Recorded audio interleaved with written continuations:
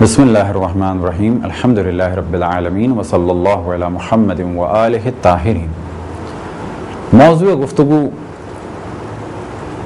خرید و فروخت اور تجارت کے احکام،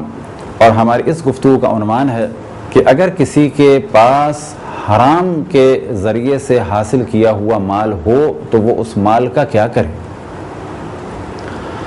اب معاشرے کی مختلف مشکلات کو اور وہ افراد کے جو حرام کام میں مبتلا ہو گئے، اگر وہ توبہ کرنا چاہیں تو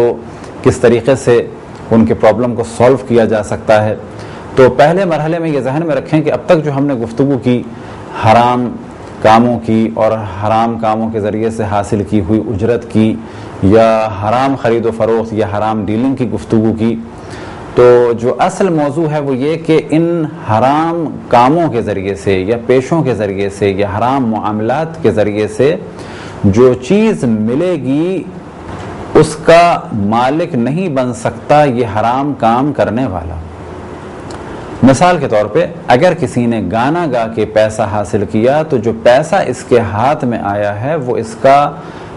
مالک نہیں بنا۔ یا فرض کریں کسی نے چوری کی تو وہ اس کا مالک نہیں بنا،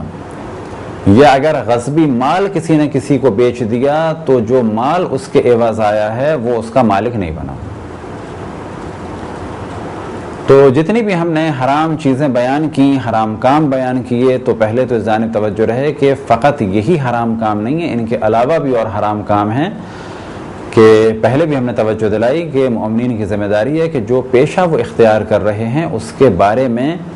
مرجع تخلیص سے سوال کریں اور ان کو ڈیٹیل بتائیں کہ میں یہ کام کرتا ہوں، آیا یہ کام درست ہے یا نہیں ہے۔ یہ جو ہم نے حرام کام بتائے ہیں یہ چند حرام کام ہیں، ایسا نہیں ہے کہ صرف یہی حرام کام ہیں اور اس کے علاوہ جتنے بھی کام ہیں وہ حلال ہیں، بلکہ ہاں یہ کہا جا سکتا ہے کہ حرام کام دنیا میں کم ہیں، اللہ نے حلال چیزیں زیادہ رکھی ہیں۔ اب یہ اور بات ہے کہ ہم اپنا رزق حلال میں نہ ڈھونڈیں بلکہ حرام طریقے سے ڈھونڈیں۔ تو اگر حرام طریقے سے پیسہ کسی شخص کے ہاتھ میں آ جائے تو اس پیسے کا کیا کیا جائے؟ تو جواب یہ ہے کہ وہ اس کا مالک نہیں بنتا، یہ پیسہ اس شخص کو دینا ہوگا کہ جس شخص کا یہ مال تھا۔ کسی نے چوری کی تو جو مال اس کے ہاتھ میں آیا یا اس زیور کو جو چوری کیا تھا اس کو بیچ کے جو روپیہ اس کے ہاتھ میں آیا، جو پیسہ اس کے ہاتھ میں آیا، یہ شخص اس کا مالک نہیں ہے۔ اب اس پیسے کا کیا کرے؟ اس شخص کو پلٹائے کہ جس کا یہ سونا تھا، یا اگر سونے کی صورت میں ہے تو اس کو پلٹا دے جا کے۔ اب یہاں پر ممکن ہے کوئی کہے کہ اس طرح سے پکڑا جائے گا، تو بعض ایسے طریقے ہیں کہ پکڑے جانے سے محفوظ رہ سکتا ہے۔ اب یہ دیکھنا ہوگا کہ مال بھی پہنچانا ہے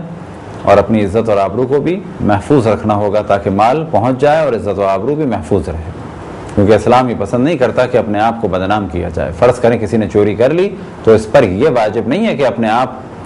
کو مشہور کرے کہ میں چور ہوں، بلکہ یہ کام جائز بھی نہیں ہے کہ اپنے آپ کو مشہور کرے کہ میں ہوں چور۔ ہاں اتنا واجب ہے کہ جو مال اس کے ہاتھ میں ہے وہ اس مال کے مالک تک پہنچا دیا جائے۔ اب وہ جو بھی سیف طریقہ ہو سکتا ہے، بیچ میں کسی کو رکھ کر یا کسی بھی طریقے سے مال کو پہنچا دیا جائے، تو جو بھی ایک سیف طریقہ ہے، یا اگر ضروری ہو گیا ہے اپنا انٹروڈکشن کرانا کیونکہ مال اس کے بغیر نہیں پہنچ سکتا، تو بہت ہی عزت اور آبرو سے اپنے آپ کو محفوظ رکھتے ہوئے ان سے معافی کا طلبگار ہو اور اپنی مشکلات کا ذکر کرے کہ میں آپ کا مال آپ کو پلٹا رہا ہوں، تو وہ صاحبان مال ممکن ہے کہ اسے معاف کر دیں اور اس کی بھی عزت اور آبرو کا خیال کریں۔ تو پہلا مرحلہ یہ ہے کہ جس کا وہ مال ہے اس کو پلٹانا ہوگا۔ اب یہاں پر سوال پیدا ہوتا ہے کہ یہ تو تھا مال چوری کا اور ایک خاص شخص کا تھا، اس کو اگر کسی نے پلٹا دیا یا پلٹانا چاہا تو یہ کام تو ہے آسان۔ اگر کوئی شخص گانے کا کام کرتا ہے تو یہاں بھی مختلف قسم کے سوالات ذہن میں آ سکتے ہیں۔ مثال کے طور پہ کسی گھر میں گانے کی محفل تھی، صبح اس شخص نے ان گانے والوں کو مال دیا، کس کے عوض؟ اس گانے کے عوض۔ تو مسئلہ کیا ہے کہ یہ گانے والے اس مال کے مالک نہیں بن سکتے کیونکہ گانے پر اجرت لینا حرام ہے۔ اب ان گانے والوں پر لازم کیا ہے کہ یہ مال اس شخص کو واپس پلٹا دیں کہ جس سے انہوں نے لیا ہے، بشرط یہ کہ وہ اس کا مال تھا۔ لیکن اگر اس نے بھی کسی سے لیا تھا، مثال کے طور پہ جس شخص کے یہاں کسی نے گانا گایا اس شخص کے بارے میں اس گانے والے کو علم تھا کہ یہ جو مجھے لاکھ روپے دے رہا ہے یہ فلانے افراد کے چوری کیے ہوئے ہیں اور ہم اس کو جانتے ہیں، تو یہاں ہم پر لازم ہے کہ یہ لاکھ روپے اس گانے کی محفل جس گھر میں تھی اس کو نہ پلٹائیں، بلکہ اس کو پلٹائیں کہ جس سے اس نے یہ مال غصب کیا یا جس کے گھر میں ڈاکہ ڈالا یا چوری کی یا اس سے لیا مال۔ تو جب تک صاحب مال تک مال پہنچانا ممکن ہے تو حکم کیا ہے کہ حرام طریقے سے جو مال آیا ہے وہ اس کے مالک تک پہنچا دیا جائے۔ یہ ہے اصل حکم۔ اگر مالک کا پتہ نہ چل سکے، مثال کے طور پہ کسی کا سینما ہال ہے، سینما ہال کی آمدنی، البتہ کون سا سینما ہال کہ جہاں پر یہ فلمیں چلتی ہوں جو خصوصاً انڈیا پاکستان میں یا یورپ امریکہ میں عریانیت و فحاشیت و رقص و موسیقی و فسق و فجور والی فلمیں، لیکن اگر کسی نے کوئی سینما ہال بنایا ہے اور اس کے اندر تحقیقاتی موویز چلتی ہیں، بعض ایسی آرٹ موویز کہ جس میں کوئی عریانیت، فحاشیت یا بے دینی یا گمراہ کن چیزیں نہ ہوں، ایک جائز قسم کا انٹرٹینمنٹ بھی ہو یا یہ کہ جائز قسم کی اس میں تفریح ہو، تو اس قسم کے سینما کی آمدنی حلال ہوگی بشرط یہ کہ جو چیز وہ نشر کر رہے ہیں، دکھا رہے ہیں، وہ حلال ہو۔ تو ہماری گفتگو کا موضوع ہے، فرض کریں انڈیا پاکستان کے وہ سینما کہ جن میں رقص و موسیقی اور عریانیت و فحاشیت و فسق و فجور پھیلایا جاتا ہے۔ اگر کوئی سینما کا مالک توبہ کرنا چاہے تو اس کا حکم کیا ہے کہ یہ مال جو اس کے ہاتھ میں ہے وہ اس کا مالک نہیں ہے، اس مال کو وہ ان کے مالکوں تک پہنچا دے، اور اس 30-40 سال میں ہزاروں افراد نے اس کے سینما میں فلمیں دیکھی ہیں، یہ ان افراد تک مال نہیں پہنچا سکتا، تو اس پر واجب کیا ہے؟ اس پر واجب یہ ہے کہ یہ شخص اس مال کو صاحبان مال کی نیت سے صدقے کے طور پہ دے دے، یعنی یہ نیت کرے کہ جس جس کا یہ مال ہے، جس جس نے ٹکٹ خریدے تھے، جس جس نے میرے سینما میں آ کر یہ پیسہ مجھے دیا، اس کے بدلے یہ عریانیت و فحاشیت دیکھی، یہ پیسہ میں ان لوگوں کی جانب سے صدقہ کر رہا ہوں۔ اب صدقے کے بارے میں یہ توجہ رہے کہ صدقے کے معنی یہ نہیں ہے کہ یہ گلی کوچے میں جو فقراء گھوم رہے ہیں ان کو دے دیا جائے، بلکہ ان میں سے بعض کو تو دینا بھی نہیں چاہیے کہ جو ایک منظم گروہ کے تحت چل رہے ہیں اور ہزاروں روپے ڈیلی کماتے ہیں۔ ہاں، اگر کوئی مزدور اور غریب ایسا آدمی ہے جسے آج روزی نہیں ملی، اس کی آپ مدد کریں، جو بہت ہی محتاج ہے، بیمار ہے، اس کی آپ مدد کریں، یا اپنے اعزاء میں، رشتہ داروں میں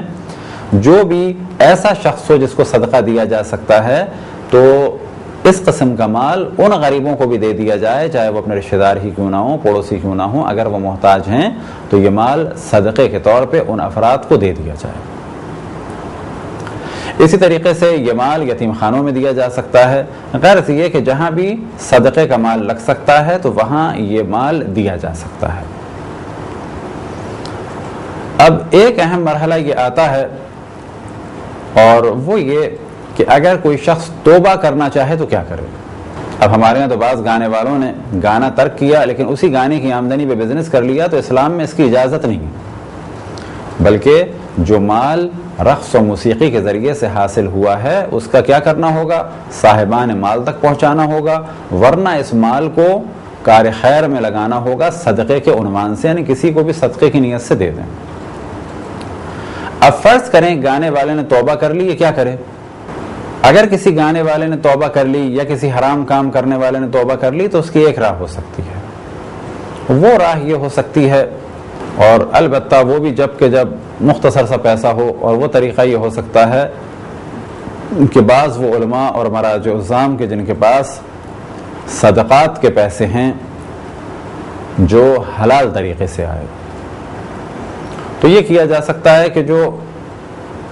حلال آمدنی والے صدقات ہیں،